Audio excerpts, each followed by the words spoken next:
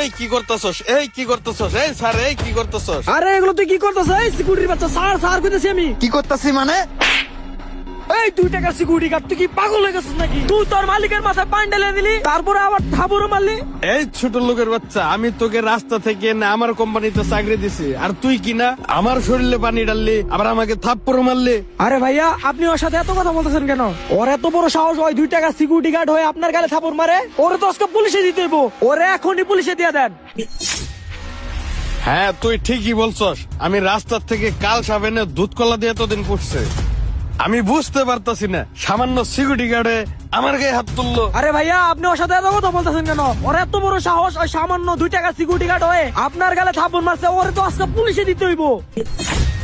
Police আইসা যখন ওরে 14 শিখের ভিতরে পড়বো, তখন বুঝবো মালিকের গায়ে হাত তোলার পরিণতি কি। আমি এখনই পুলিশকে ইনফর্ম করছি।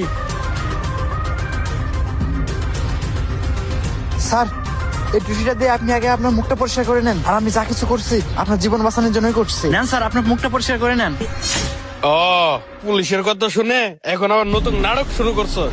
স্যার, আপনি বিশ্বাস করেন, আমি কসম খেয়ে বলতেছি, আমি আপনার জীবন বাঁচানোর জন্য এই কাজটা করছি। জীবন বাঁচানোর জন্য মানে? আসলে ঘটনা কি বলতো? স্যার, আমি আপনাকে সবকিছু খুলে বলবো। আগে আপনি এটা বলেন, এই ছোট সাহেব কি আপনার সৎ ভাই না? আজব তো। তা তুমি জানো কিভাবে? এগুলা কথা তো আসলে কারো জানার কথা না। স্যার, আগে আপনি আপনার মুখটা মুছে নেন, আমি আপনাকে সবকিছু খুলে বলতেছি। এবার বলো তো খুলে। স্যার শুনুন তাহলে এবার, আমি যখন কালকে বাসা থেকে ডিউটিতে আসি, ঠিক তখনই কিরে বন্ধু, টাকা নিয়ে আইছস? আজকে কিন্তু পার্টিটা পুরা দুরা দিতে হইব। আরে বন্ধু, কইস না মায়ের কাছে টাকা চাইলে টাকা টুকা দেয় না, মাথা মুথা গরম হয়ে যায়। আরে আমি ভাবতেছি তুই টাকা নিয়ে আসলে আমরা পার্টিতে যাব, কিন্তু সেটা মনে আর হলো না। আরে বন্ধু, আমারও মাথা গরম হয়ে গেছে। ওই সৎ ভাইয়ের কাছে টাকা চাইলে আমার টাকাই দি পারছে না। বন্ধু, 2 দিন হলো মাল টাল খাইতে পারি না। বন্ধু, মাথায় একটা বুদ্ধি আইছে। ক ক কি বুদ্ধি আইছে? বন্ধু, যেভাবে হোক কালকে তোর ভাইকে বাড়ি থেকে বের করবি, তারপর তুই আর আমি তোর ভাইকে শেষ করে দেব। তারপর দেখবি যত সম্পত্তি আছে সব তোর। তাছাড়া তুই তো বললি এ তো তোর সৎ ভাই। হ্যাঁ বন্ধু, তুই ঠিকই কইছস। আল্লাহ, এটা আমি কি শুনলাম? তার মানে ছোট সাহেব বড় সাহেবকে মারার প্ল্যান করতেছে। না, বিষয়টা বড় স্যারকে জানাতে হবে। ঠিক আছে বন্ধু, কালকে তুই রেডি থাকবি। যেভাবে হোক কালকে আমি বাইরে অফিস থেকে বের করে আনবো। তাহলে চল আজকা। স্যার, এবার বুঝতে পারছেন তাহলে আপনার ভাই আপনাকে কিভাবে মারার প্ল্যান করছিল? তাই স্যার, আমি বাধ্য হয়ে আপনার মাথায় পানি ঢেলে দিচ্ছি। ও, তাহলে এই ব্যাপার। আমার সৎ ভাই তাহলে আমাকে মারার প্ল্যান করছে। ভাইয়া, পুলিশে ফোন করছিলাম, পুলিশ আসতেছে ওরে এখনই উঠাই নেওয়ার জন্য। হ্যাঁ, পুলিশ উড়াই নিয়ে যাবে, কিন্তু জীবন কেনা তোকে। ভাইয়া, তুমি আমারে মারলা কেন? তুমি এগুলা কি বলতেছ? পুলিশে দিবা ওই সিকিউরিটি গার্ডেরে, ওই তো তোমারে মারলো।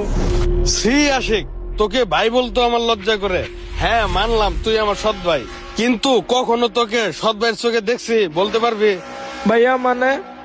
শোন, তোকে মারছি কেন? তোকে হাত খরচ কম দেই বলে তুই তোর বন্ধুকে নিয়ে আমাকে মারার প্ল্যান করছিলি। আরে আমি তো তোর ভালোর জন্যই হাত খরচ কম দেই, তুই যেন খারাপ রাস্তায় চলে না যাস।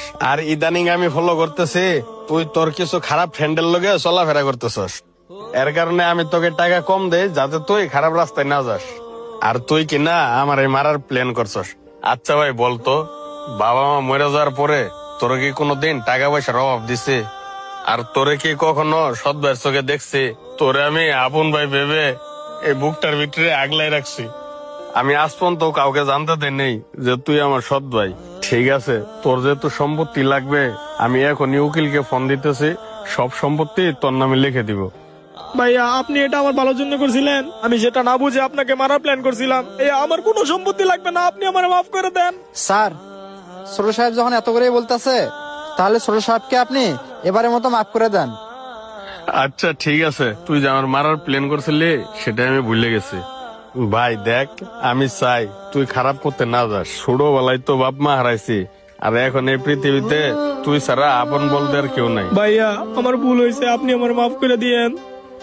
আর শোনো জীবন, তোমার জন্য হয়তো বা আমার ভাইটা আজকে ভুল বুঝতে পারছে, তার জন্য তোমাকে অসংখ্য ধন্যবাদ। স্যার, আমি যখন একটা চাকরির জন্য রাস্তা রাস্তা ঘুরছিলাম, তখন কোথাও চাকরি পাইনি, আর আপনি আপনার অফিসে এনে আমাকে দারোয়ানের চাকরি দিচ্ছেন। স্যার, আমি চাই না আপনার কখনো ক্ষতি হোক। আচ্ছা জীবন, তুমি তাহলে ডিউটি করো, আমরা আসি। ঠিক আছে স্যার। চল ভাই। বাবার পরেই বড় ভাই, আর বড় ভাই হইতেছে বট গাছের ছায়ার মতো, আর সেই বড় ভাই ছোট ভাইয়ের কখনোই খারাপ চাবে না। তো বন্ধুরা, আমাদের ভিডিও ভালো লাগলে অবশ্যই লাইক কমেন্ট শেয়ার করে সকলকে দেখার সুযোগ করে দেবেন। ধন্যবাদ সকলকে।